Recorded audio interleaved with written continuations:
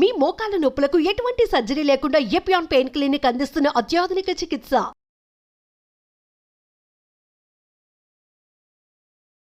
Welcome to Suman TV. నేను మానస. ఈరోజు మనతో పాటు ఉన్నారు డాక్టర్ సిఎల్ వెంకట్రావు గారు, ఇండియన్ మెడికల్ కౌన్సిల్ మాజీ మెంబర్. వారితో మాట్లాడదాం. కాల్షియం డెఫిషియన్సీ ఈ మధ్య చిన్నపిల్లలు పెద్దవాళ్ళందరిలోనూ ఎక్కువగా కనిపిస్తున్నాయి. కాళ్ళ నొప్పులు, మోకాళ్ళ నొప్పులు వీటన్నిటికీ కారణం అంటూ ఉంటారు. మరి ఆ డెఫిషియన్సీని ఎలా తగ్గించుకోవచ్చు? న్యాచురల్ మెథడ్స్ ఏమైనా ఉన్నాయా తెలుసుకుందాం. డాక్టర్ గారు నమస్తే అండి.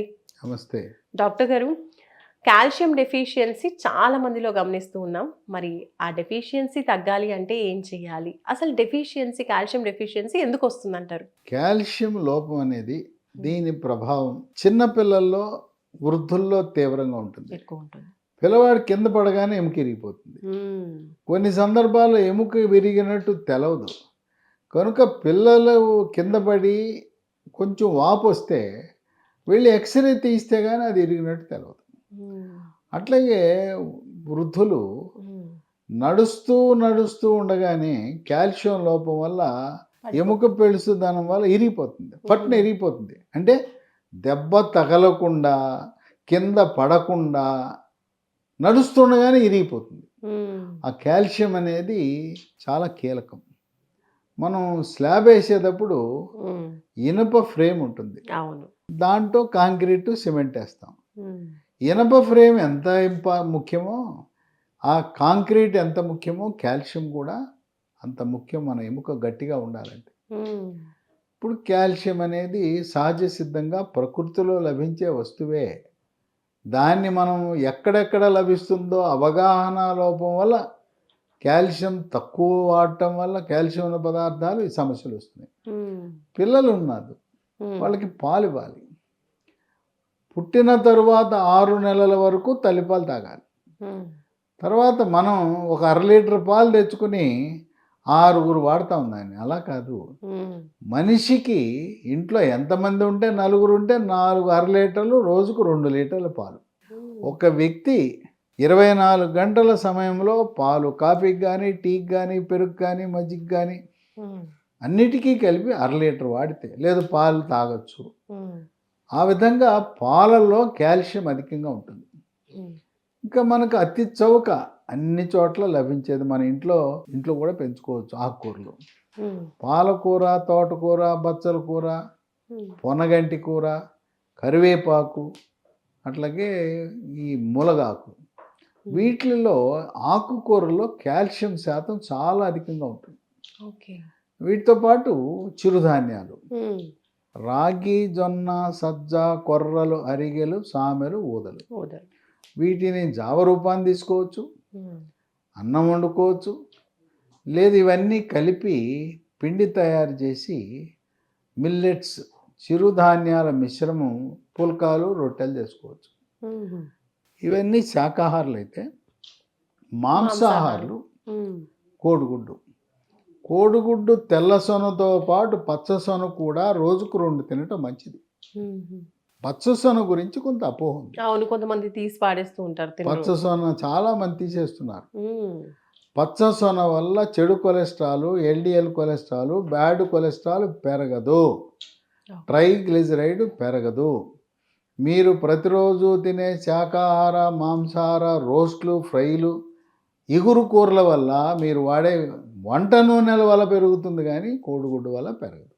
ఉడకబెట్టి తింటారా, ఆమ్లెట్ వేసుకుంటారా, పొరుటు వేసుకుంటారా, ఏ విధంగా తీసుకున్నా రోజుకు 2 కోడిగుడ్లు తీసుకుంటే ఎముకలు దృఢంగా బలంగా ఉంటాయి. అట్లాగే బ్రాయిలర్ చికెన్ ఎముకలు చాలా రుచిగా కరకరలాడుతుంటాయి. ఆ బ్రాయిలర్ ఎముక కీళ్ళు కూడా కరకరలాడుతుంటాయి. ఎముకలు నవిలేసి ఆ మూలుగు లోపలికి వెళ్ళటం, ఆ ఎముకల్లో కాల్షియం అధికంగా ఉంటుంది. అట్లాగే మటన్, గొర్రె, మేక కాళ్ళ ఎముకలు ఉంటాయి, దాని లోపల మూలుగులో బోన్ మ్యారోలో కూడా కాల్షియం ఉంటుంది. చేపలు ఉంటాయి, చేపల్లో కొరమేను, బొచ్చి, ఇటువంటి చేపల్లో పులుసు కూర వండాలి, రోస్ట్లు, ఫ్రైలు తినకూడదు. దాంట్లో పెద్ద ముళ్ళు తీసేయండి. బొమ్మిడాయలని ఒక రకం ఉంటుంది, రుచిగా ఉంటుంది, ఖరీదు ఎక్కువ. ఆ సన్న ముళ్ళు ఉందో నవిలేసేయచ్చు. సన్నముళ్ళు గొంతుకు అడ్డం పడుతుందనే భయపడాల్సిన అవసరం, చాలా సన్నగా మెత్తగా ఉంటుంది, ఏం కాదు, నవిలేసేయచ్చు. అవి నవిలేయటం ద్వారా మీకు కాల్షియం దాని ద్వారా లభిస్తుంది. అట్లాగే పాల ఉత్పత్తులు ఉన్నాయి, కేవలం పాలు తాగటమే కాకుండా పాల నుంచి వచ్చిన పెరుగు, మజ్జిగ, జున్ను, వీటన్నిట్లలో కూడా కాల్షియం సమృద్ధిగా ఉంటుంది. ఈ కాల్షియంతో పాటు ఎముక దృఢత్వానికి విటమిన్ డి కూడా చాలా కీలకం.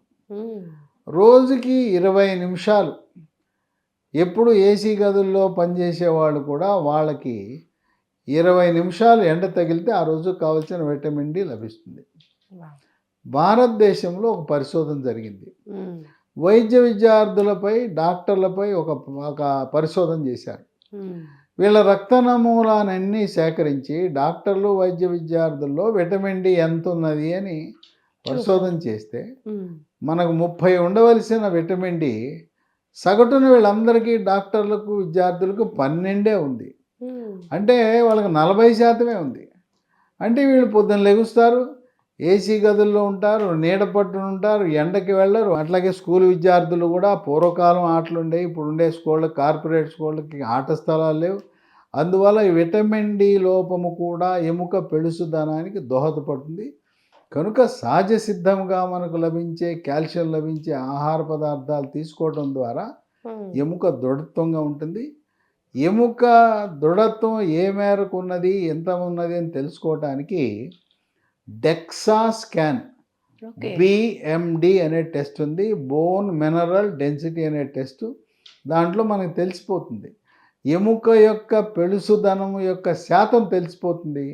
దాని తదనుగుణంగా మనం కాల్షియం అధికంగా ఉండే ఆహార పదార్థాలు తీసుకుని ఎముక బలాన్ని కాపాడుకుంటూ, ఎముక బలంగా ఉంటే నడుము నొప్పి రాదు, మోకాళ్ళ నొప్పులు రావు, పిక్కల నొప్పులు రావు, వేళ్ళు కొంకర్లు పోవు, అరిచేతులు, అరికాళ్ళు మంటలు లాంటివి కూడా రావు. సో ఇన్ని విషయాలు అనమాట. మామూలుగా కాల్షియం అనగానే పాలలోనే కాల్షియం ఉంటుందని అందరూ అనుకుంటూ ఉంటారు.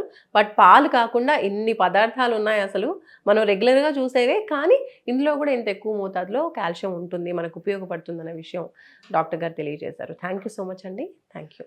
సో పిల్లలు, పెద్దలు అందరూ కూడా కాల్షియం డెఫిషియన్సీ ఉండొద్దు అనుకుంటే విటమిన్ డి, అంటే ఎండకి తిరిగి విటమిన్ డిని కరెక్ట్గా ఉంచుకోవడం, దాంతోపాటు సార్ చెప్పినటువంటి టిప్స్ అన్నీ కూడా, ఆహార పదార్థాలన్నీ కూడా ఇంక్లూడ్ చేసుకొని హ్యాపీగా విటమిన్ డితో పాటు కాల్షియం డెఫిషియన్సీని కూడా తగ్గించుకుంటే మన బోన్స్, మనం కూడా చాలా హెల్దీ అండ్ స్ట్రాంగ్గా ఉంటాం. చూస్తూనే ఉండండి సుమన్ టీవీ. నమస్తే.